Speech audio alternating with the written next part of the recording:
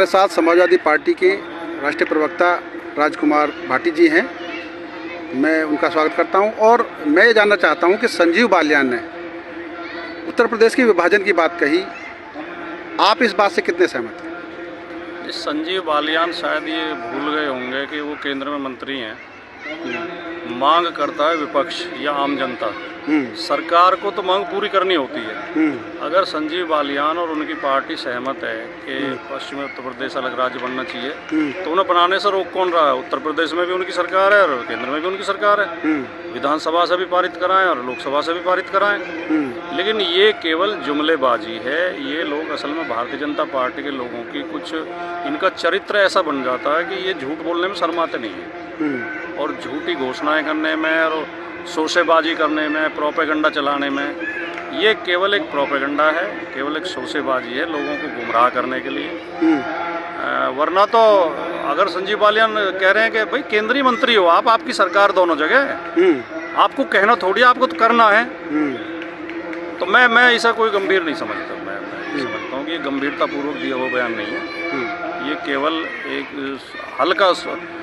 हल्का प्रचार पाने के लिए।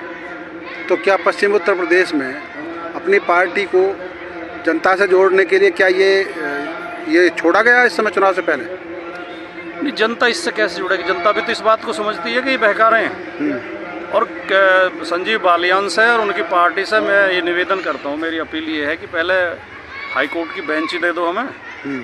भाई लोग मुकदमे लड़ने के लिए इलाहाबाद जाते हैं, कितनी दूर जाते हैं। अब आपने एक बार अखबार में लिखा था, आपका एक लेख मैंने पढ़ा था कि लाहौर हाई कोर्ट हमें नज़दीक पड़ता है और इलाहाबाद हाई कोर्ट दूर पड़ता है।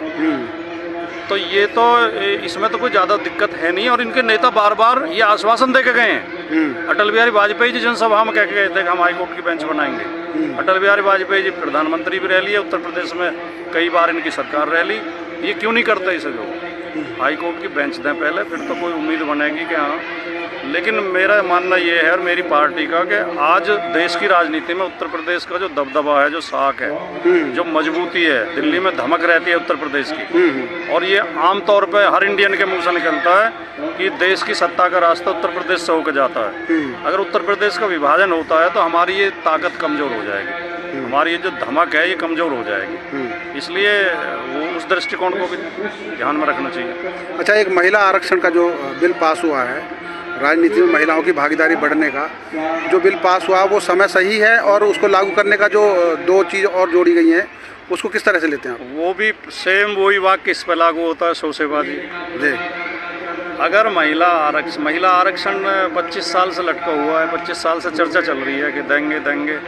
एक दुष्प्रचार ये किया जाता है कि समाजवादी पार्टी इसके विरोध में रही है। समाजवादी पार्टी कभी महिला आरक्षण के विरोध में नहीं रही। माननीय नेताजी ने संसद के अंदर लोकसभा में बोला था कि 33 के बजाय आप 50% दो, हमें कोई ऐतराज़ नहीं है। लेकिन ओबीसी महिलाओं के लिए अलग से कोटा दो, क्योंकि ओबीसी की महिलाएं अभी इस लायक नहीं हुई हैं कि वो खुले कंपटीशन में जीत के आ सकें।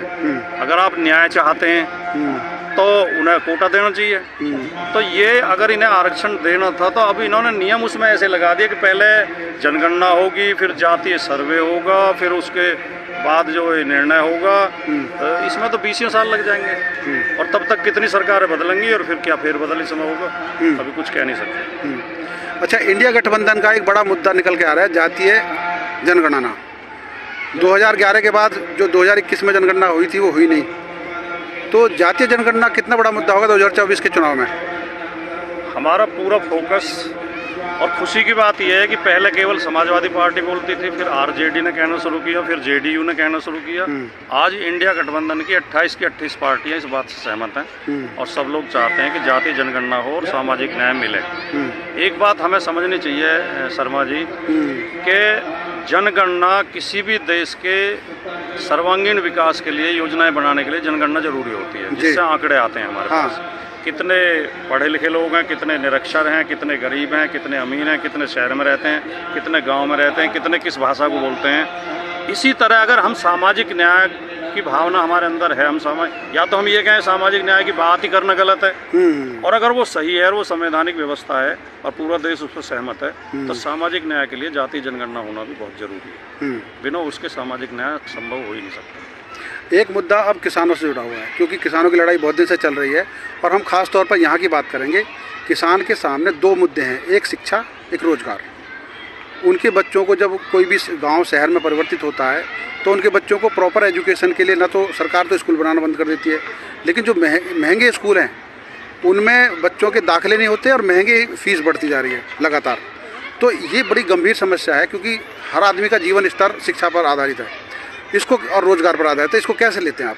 नहीं, ये पूरे देश के लिए कोई एक नीति होनी चाहिए, लेकिन खास तौर से नोएडा, ग्रेटर नोएडा जो हमारा ज़िला है जी, हमारा ज़िला तो इससे विशेष तौर से प्रभावित है, क्योंकि हमारी 60% ज़मीन एक्वायर हो रही है। हमारे देश की पूरी कल्चर परिवर्तित हो रही है, हम संक्रमण काल में चल रहे हैं। हमारे पुराने हमारा जो रोजगार था, खेती पशुपालन, वो ख़त्म हो रहा है और हमें नए रोजगार में प्रवेश करना है। इसके लिए सरकार को, प्रशासन को एक विशेष योजनाएं बनानी चाहिए कि उन किसानों के जिनकी ज़मीनें एक्वायर हुई हैं, उनके बच्चों को नए रोजगार के लिए प्रशिक्षण देके, शिक्षा देके और उन्हें अवसर दिए जाएं। अगर ऐसा नहीं किया जाएगा तो एक पूरे क्षेत्र की पीढ़ियां बर्बाद हो जाएंगी। ये बहुत जरूरी है। और एक बड़ा मुद्दा है कि भूमिहीन लोग, साथ में सेक्टरों में काम करने वाले वो लोग जो बहुत गरीब हैं, चाहे वो नौकर हैं या कोई भी मतलब सर्वेंट के रूप में काम करते हैं या कोई, उनके आवास की व्यवस्था, क्योंकि प्राधिकरण ने, तीनों प्राधिकरणों ने बिल्डरों को दे दिया सब कुछ और बनाने बंद कर दिए, तो उनकी जो कॉलोनी कट रही है, अवैध कॉलोनी कट रही है, उसके लिए तो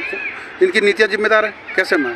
विनोद शर्मा जी, आप यहाँ के मूल निवासी हैं और आप जितना बेहतर जानते हैं प्राधिकरण नोएडा के समस्याओं को, शायद कोई दूसरा नहीं जानता, नेता भी नहीं जानते इतने बेहतर तरीके से। जी जी, आपको सारी चीज़ें पता है। जब नोएडा शुरुआत हुई थी तो नोएडा आवासीय योजनाएं लेकर आता था। हाँ। उस आवासीय योजनाओं में श्रमिकों के लिए भी होते थे कोटे, किसानों के लिए भी होते थे, गरीबों के लिए होते थे, इंडस्ट्रिस्ट के लिए भी होते थे। धीरे धीरे धीरे धीरे प्राधिकरण, जो ये नोएडा प्राधिकरण है, इसको पूरी तरह कॉमर्शियल संस्थानों में बदल दिया गया है। अब इनकी नज़र केवल मुनाफे पे होती है, ना इनकी नज़र शिक्षा पे है, ना इनकी सफाई पे है, ना स्वास्थ्य पे है, ना आवास पे है। इन्हें किसी की समस्याओं से कोई लेना देना नहीं है। नोएडा, ग्रेटर नोएडा में गरीब आदमी के लिए कोई स्थान नहीं है और इनकी योजनाओं में कोई स्थान नहीं है, और ये बहुत ज़्यादा चिंता की बात है। इस पर तो बहुत गंभीर चिंतन होना चाहिए। नोएडा खबर से बातचीत के लिए आपका बहुत बहुत धन्यवाद राजकुमार भाटी जी।